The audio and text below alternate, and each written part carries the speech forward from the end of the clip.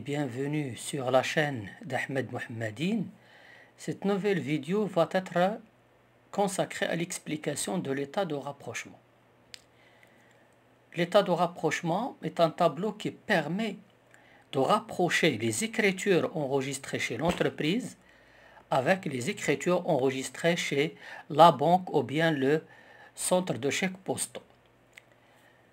On sait que le compte banque 5141 ou bien chèque postaux 5146 chez l'entreprise et le compte de l'entreprise chez la banque enregistrent les mêmes opérations, mais au sens inverse.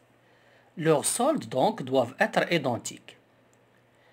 Remarquez bien au niveau des schémas, chez l'entreprise, les entrées d'argent sont portées au débit des comptes, banque ou bien chèques postaux, et les sorties d'argent sont portées au crédit. La banque enregistre d'une manière inverse sur le compte du client, qui est l'entreprise. Les entrées sont portées au crédit et les sorties sont portées au débit. Mais, puisqu'il s'agit des mêmes opérations, les deux comptes, que ce soit chez l'entreprise, que ce soit chez la banque ou le CCP, doivent avoir le même solde. Mais souvent, ce n'est pas le cas, à cause des décalages d'enregistrement, des journées de banque, précisément, des frais de retenus par la banque et qui ne sont pas communiqués à l'entreprise, des erreurs qui peuvent être effectuées ou commises sur les montants, etc. C'est pourquoi il est indispensable d'établir un état de rapprochement périodique entre les deux comptes afin de corriger les différences. Donc, on va voir comment corriger les différences qui existent entre la comptabilité chez l'entreprise et la comptabilité chez la banque ou le centre de chèques postaux.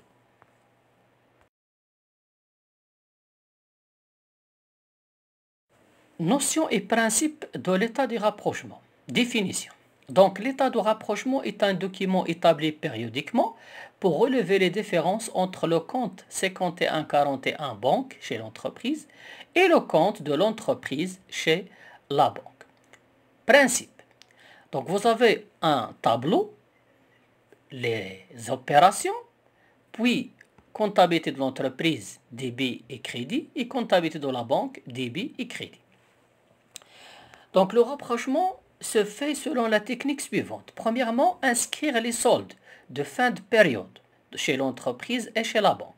On porte, première chose, le solde de fin de période de la comptabilité de l'entreprise et de la comptabilité de la banque, ça veut dire qui figure sur le relevé bancaire.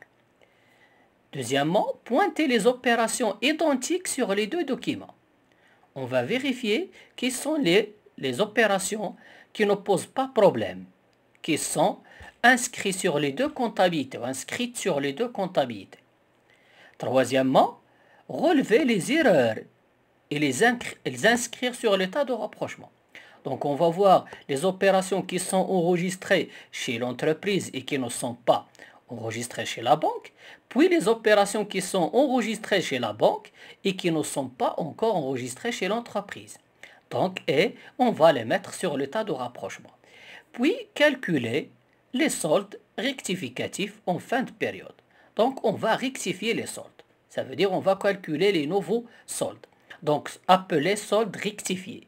Ces soldes rectifiés doivent être égaux, que ce soit pour l'entreprise, que ce soit pour la banque. Il faut avoir le même solde chez l'entreprise et chez la banque. Après avoir établi l'état de rapprochement, on passe aux écritures, au journal de l'entreprise. Voilà, on va essayer de s'intéresser à la partie concernant l'entreprise et effectuer les écritures comptables.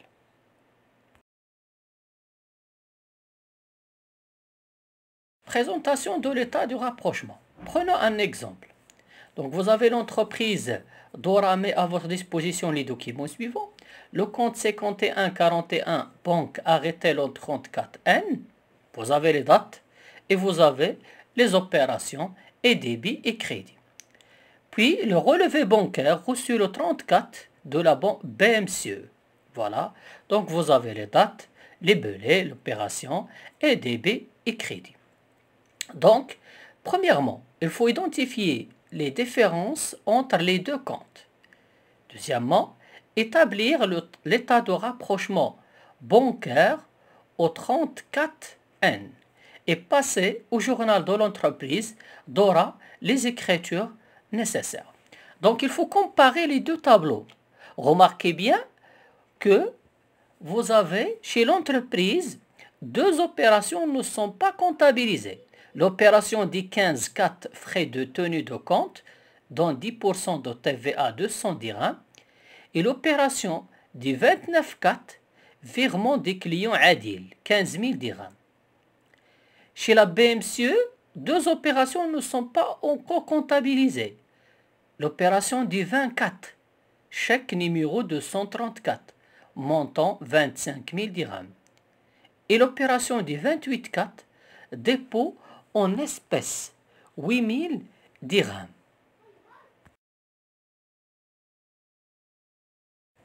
Après avoir identifié les différences entre les deux comptes, deux opérations ne sont pas enregistrées chez l'entreprise et deux opérations ne sont pas enregistrées chez la banque.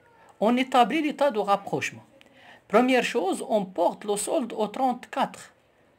Donc 248 000 débiteurs chez l'entreprise et 279 780 créditeurs chez la BMCE. On commence par les opérations non enregistrées chez l'entreprise. Frais de tenue de compte. 220, c'est une sortie d'argent, il faut la mettre au crédit. Virement du client Adil, 15 000 dirhams, c'est une entrée d'argent, il faut la mettre au débit. Puis, on passe aux opérations non enregistrées chez la BMCE, le chèque numéro 234. C'est une sortie d'argent, 25 000, il faut l'inscrire au débit. Le dépôt en espèces, c'est une entrée d'argent au compte bancaire, il faut la mettre au crédit. Ainsi, on calcule les soldes rectifiés. Donc, les soldes doivent être égaux, et c'est le cas sur le tableau. 262 780 débiteurs chez la banque, chez l'entreprise, et 262 780 créditeurs chez la banque. Ainsi, puisque les deux soldes sont égaux, on a rapproché les deux comptabilités, on a corrigé les erreurs et le rapprochement comptable a été bien effectué.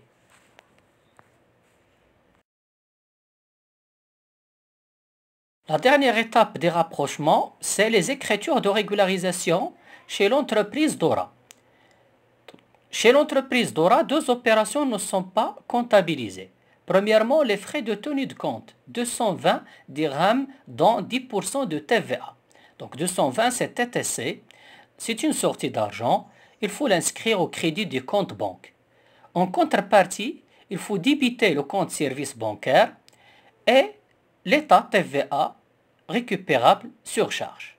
Donc pour calculer le montant du service bancaire, il faut diviser 220 sur 1,1, passer de TTC à leur taxe.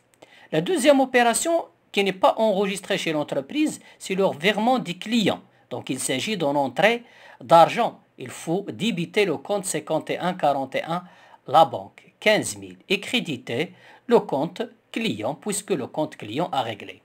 Remarque, le même principe de rapprochement est appliqué si l'entreprise détient un compte au centre de chèques postaux. C'est-à-dire que l'entreprise qui a un compte chez le CCP, elle fait la même chose, la même technique pour rapprocher la comptabilité chez l'entreprise et la comptabilité chez le CCP. Merci de votre attention.